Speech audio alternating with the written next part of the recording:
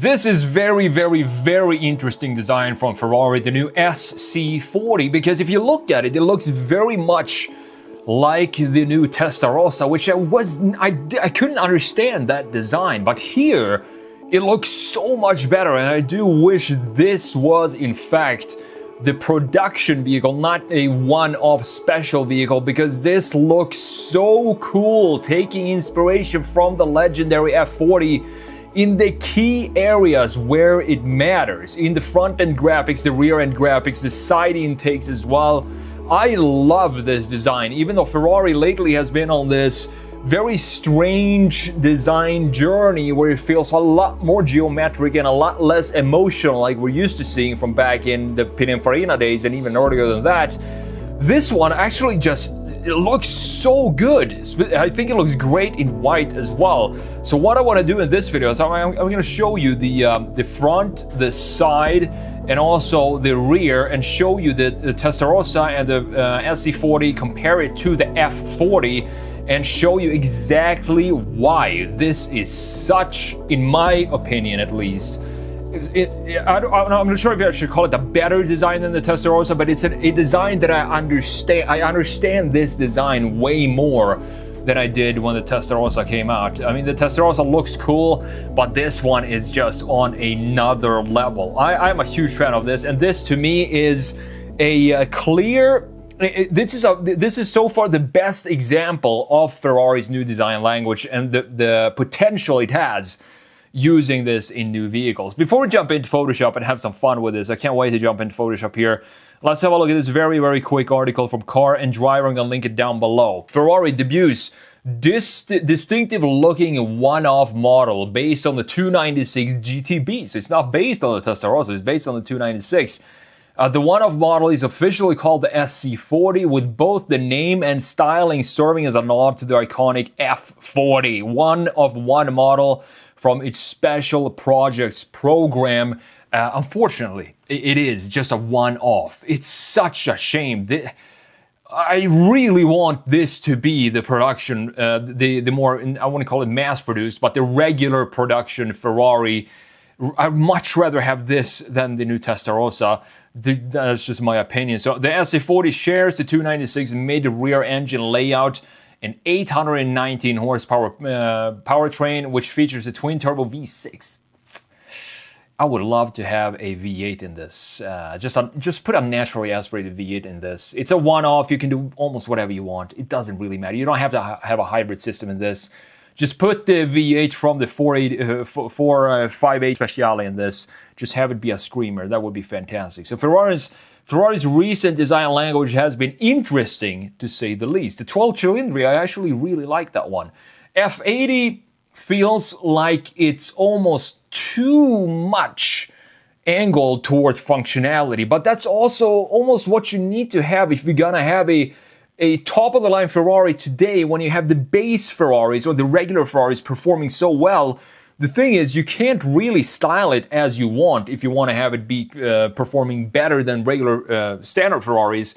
If you're going to have an F80, it needs to be something that is designed based on aerodynamics almost 100%, and that is the shape that comes out. So that is the reason why I think the F80 looks a little boxier than we're used to seeing, because it needs to perform in that such a high level. Now, Ferrari says that the styling is inspired by industrial design. So what I'm going to do here is I'm going to ignore this sentence, Ferrari saying that styling is inspired by industrial design, because that is the last thing I want to hear when it comes to a new Ferrari design, that it's more inspired by industrial design than automotive icons of the past. This sentence does not make sense to me. I don't want to see industrial design in Ferraris. Of course, it has to be some industrial design, but Ferraris, to me, it's about the passion. It's about the fluid motions that we want to see, almost looking like an animal. This, sure, it does look a little bit more industrial than previous Ferraris,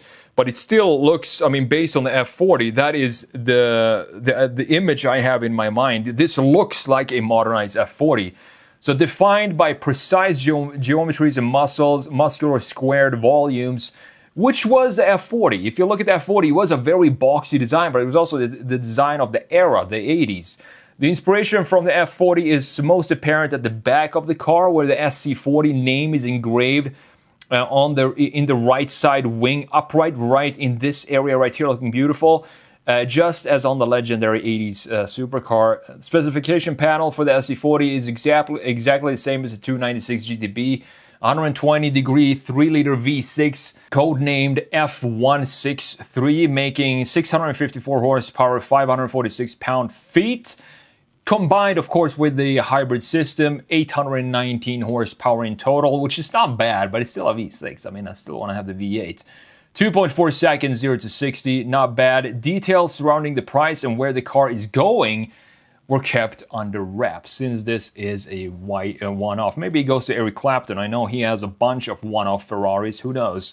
But with that said, let's jump into Photoshop. Let's have some fun with this. Before we go any further in this video, let's take a minute to thank today's sponsor, Oedro Floor Liners. As a veteran specializing in auto floor liners for over 10 years, Oedro delivers products for more than 300 vehicle models, backed by dedicated US-based teams to ensure an unmatched shopping experience for all customers. All Oedro floor liners are custom-made using 3D laser scanning technology to ensure a glove-like fit, while eliminating pedal interface for the smoother and safer driving experience. The raw material is GRS certified recyclable durable TE material. These 2025 GMC terrain floor mats are safe, odorless, pet-friendly, sustainable for all weather, effectively protecting the original car's interior, and that is exactly what you want with these type of products. The specific 2026 GMC Terrain trunk mat with backrest mat features unique patterns inspired by the car's original aesthetic, seamlessly integrating with your vehicle's interior while effectively retaining stains.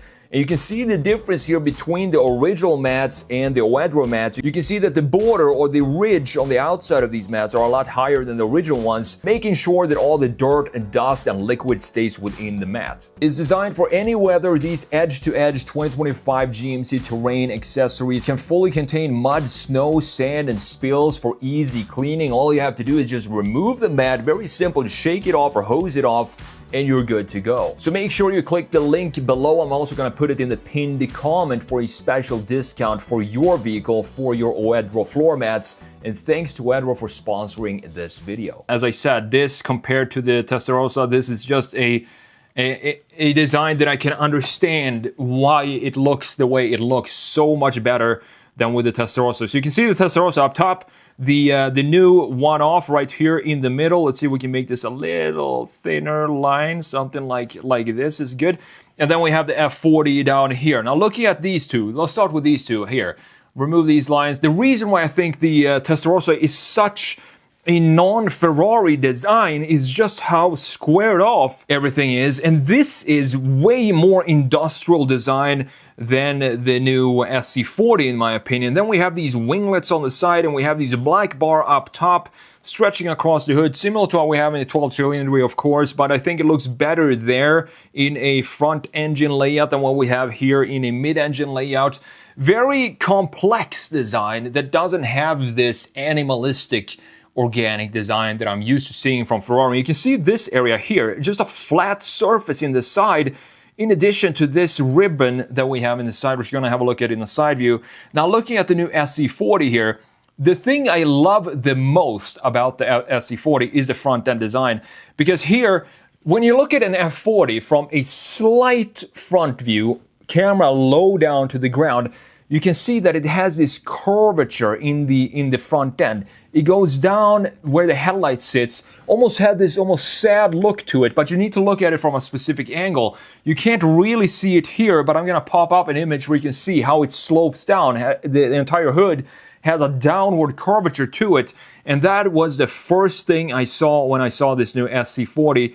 It still has this downward curvature, and I love how these lights and how Ferrari is experimenting a lot with new types of graphics that we have not seen in, I don't think, in any manufacturer before. I think this front end is such a cool design. You can clearly see the resemblance to the F40 down here.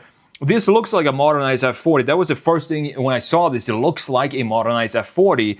And obviously they took a lot of inspiration from that. This is very similar to the Mercedes video I made a couple of days ago, the Vision Iconic, where I said the reason why the grille and all these weird graphics, the starlights in the front end, headlights, and all of this, the reason why it works, I mean, completely different on that concept compared to the GLC, for example, the new S-Class and so on, is because Mercedes decided to look back in history, take some inspirations from some of their most beautiful vehicles of all time, and then apply these new graphics. And that is exactly what happened here.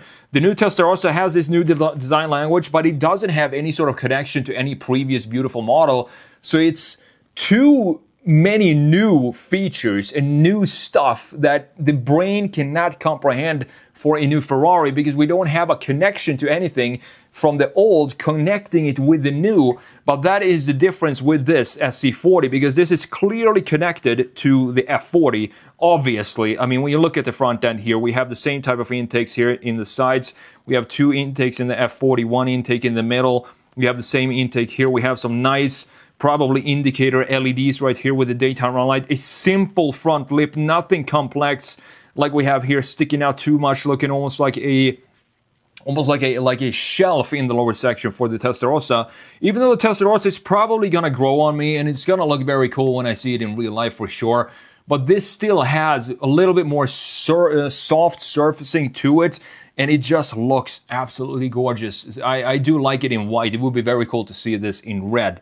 Now, looking at the side view here from the Testarossa up top, the thing that made zero sense to me in the Testarossa was this area right here. We have never seen a Ferrari have this of a static graphic feature in the side view like we have right here. And this just creates this ribbon design. Feels like this is tension, like it's a strap that ties this side together and you know, creates this almost rubber band effect that it pulls up the bodywork, and it's under tension in this area straight. It's also vertical, straight up, completely clashes with the rest of the line flow in the side view. That's one detail that I did not understand why Ferrari put that in there. But as I said, they are experimenting a lot with new graphics, so I do appreciate that. They're trying at least to come up with some new ideas. But again, just compare this, the Testarossa, to the SC40 here, and of course the F40 in the lower section. Look at the connection. We have so many small details here. For example, the side intakes here look way better than this intake that we have on the Testarossa. And in addition to that, those are the side intakes that we have on the F40 in the same position as well.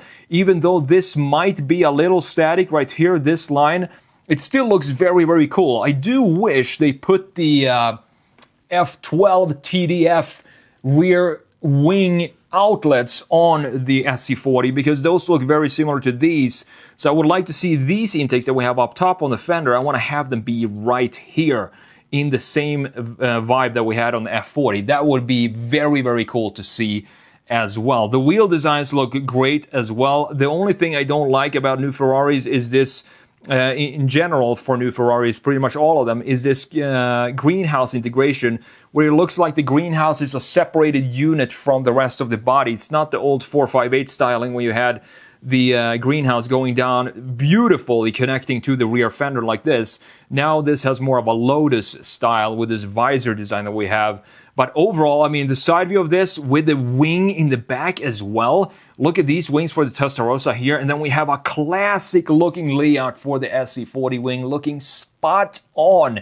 And of course, again, has a lot of connection to what's going on in the F40. I do wish we had some outlet here in the front end, maybe going in something like this to create a connection to what we have in the F40 in the front as well. But looking at the front end here, still, you might say that these are very static designs or graphic features, but the F40 back in the day in the 80s still had a very, very static and boxy design. That is the reason why this design language works so much better on the SC40 than it does on the Testarossa. And last but not least, the rear end, before we look at the interior.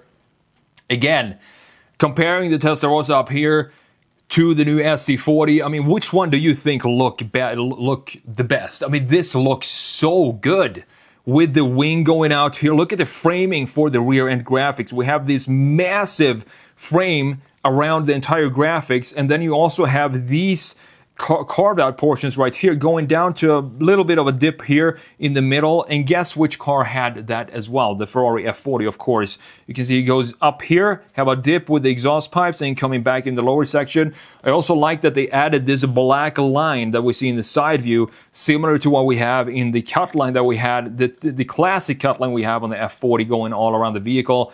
Looking so clean. These proportions, these graphics, where a simple wing like this, you cannot go wrong when you have classic designs like this. Compare that to the Testarossa again, which looks way more complex and way more experimental for sure in its design compared to the F40, of course, and the new SC40 right here. And this is the main reason why it would be so much. I mean, I just wish this was, again, the production vehicle and not the Testarossa up top. Even though the Testarossa is still a very, very cool looking design, I much prefer the softness. You see, we have a little bit more softness here than what we have in this very sharp and geometric vibe that we have with the Testarossa, for example. This feels way more Ferrari to me than the Testarossa, and of course has way more connection to the F40 down low. Looking at the interiors here real quick, nothing really crazy going on with the interiors. Ferrari is ditching the tactile, these touch-sensitive buttons now, and going back to regular buttons because that's what the customer wanted.